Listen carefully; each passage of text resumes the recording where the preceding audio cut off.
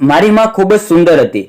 જ્યારે હું અને મારી માં સાથે બહાર નીકળતા ત્યારે લોકો એમ જ સમજતા કે અમે બંને બહેનો છીએ. તેમની સુંદરતા એવી હતી કે ઉંમરની કોઈ અસર એમના ચહેરા પર દેખાતી નહોતી. મિત્રો, એક દિવસ માએ મને એક વાત કરી. તેણે કહ્યું કે મારે બીજી વાર લગ્ન કરવા છે. માની વાત સાંભળતા જ હું ઉદાસ થઈ ગઈ. મેં ગુસ્સામાં કહ્યું, માં, તને શું થઈ ગયું છે અને તું આ શું બોલી રહી છે? કેમ આપણા જીવનને લોકોની સામે હાસ્યનો વિષય બનાવવા છો? તેણે મારી સામે જોયું અને માં શાંતિથી બોલી, બેટા, હું કઈ ખોટું તો નથી કરતી. મેં મારી માને સમજાવવાની કોશિશ કરી કે સમાજ શું કહેશે. માએ કહ્યું કે મેં આખું જીવન એકલા જીવીશું. તારા પપ્પા જતા રહ્યા પછી મારું કેવું જીવન હતું એ તને ખબર છે બેટા? મેં તને ઉછેરવા માટે મારું બધું આપી દીધું છે. દુનિયા મારી સ્થિતિ નહીં સમજે, પણ તું તો સમજીશ ને. હકીકત એ હતી કે મારી માં બીજી વાર લગ્ન કરવા ઈચ્છતી હતી. હું અત્યારે અંદાજે 100 કે 17 વર્ષની હતી અને મારી માની ઉંમર 33 કે 34 વર્ષની હશે. મને લાગતું હતું કે એમનો નિર્ણય ખોટો નથી, છતાં દિલમાં ડર લાગતો હતો.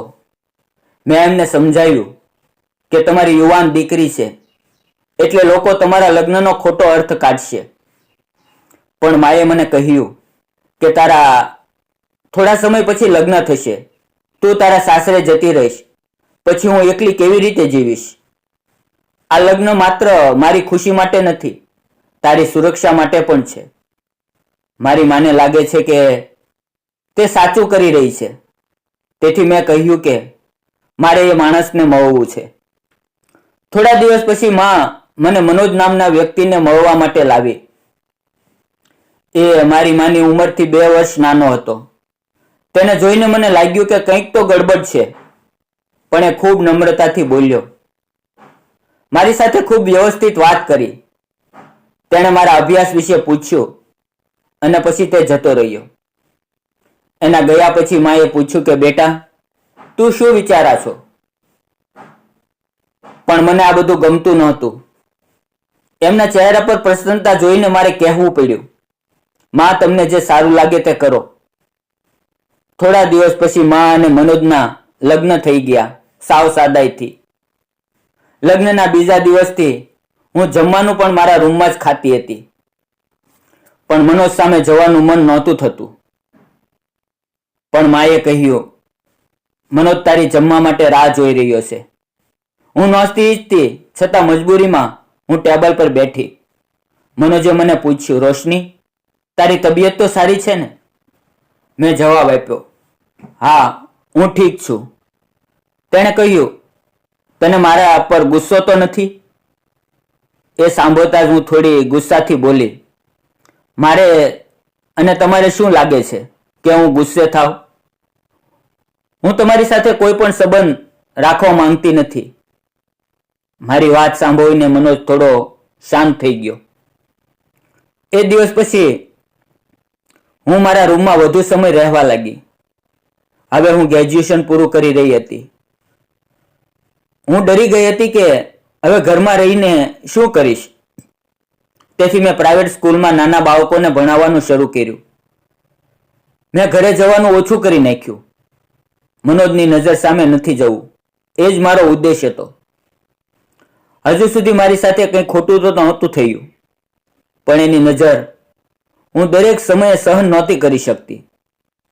મને આમ થતું કે એ ગંદી નજરથી મને જુએ છે. મારી માં હવે એના જીવનમાં ખુશ હતી અને હું મારા રૂમમાં એકલા મારી દુનિયામાં. એક દિવસ એક અનોખી ઘટના બની. મનોજે મારા રૂમના બારણે ટકોર કરી અને પૂછ્યું, શું તું મારી માટે ચા બનાવી આપીશ? મેં વિચાર્યું કે અત્યારે જ દરવાજો બંધ કરી દઉં, પણ પછી લાગ્યું કે એ ખોટું થશે.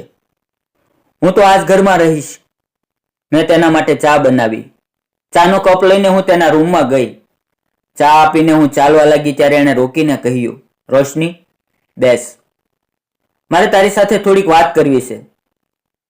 હું ત્યાં સોફા પર બેસી ગઈ. એમણે મને કહ્યું, મને ખબર છે તને મારી ઉપર શંકા છે, પણ એકવાર વિચાર, તારી મમ્મીએ શું ખોટું કર્યું છે?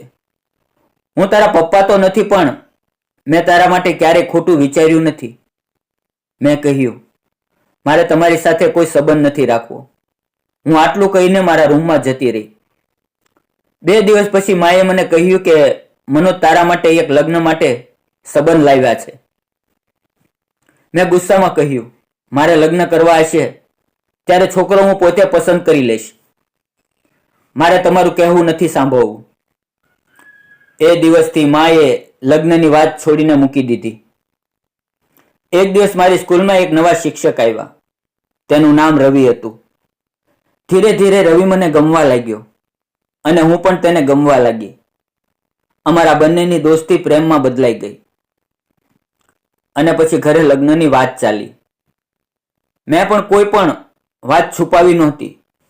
એક દિવસ રવિને મેં કહ્યું, મારે તને મારી મમ્મી અને મનોજ વિશે બધી વાત કરવી છે.